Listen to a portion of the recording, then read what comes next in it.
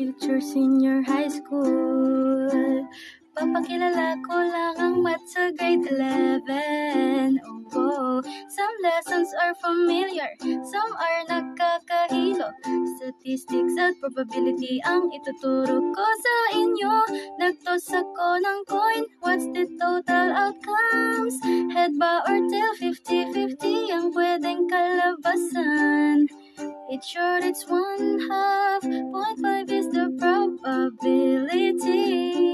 Baby, lahat yan madali lang kung pakikinggan. Huwag mong katakutan, itanong mo lang ang di maintindihan. It's important to listen para masagot ang equation. Huwag sa katabi ang tingin. It's important to listen nang di sayang ang tuition. Trust me, kaya mo yang gawin. Salamin sa dingding, formula hanapin. Salamin sa dingding, pwede mo bang sabihin? Salamin sa dingding, paano to susolvin? Salamin sana ay maintindihan din. Population ng next lesson.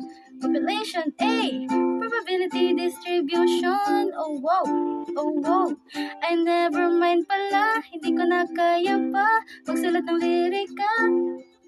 Search nyo na lang sa YouTube. We have our sample space, set of possible outcomes. While ang mean ay average ng lahat-lahat. 2 types of RV, those are discrete and continuous. Yeah, lahat yan madali lang kung pakikinggan.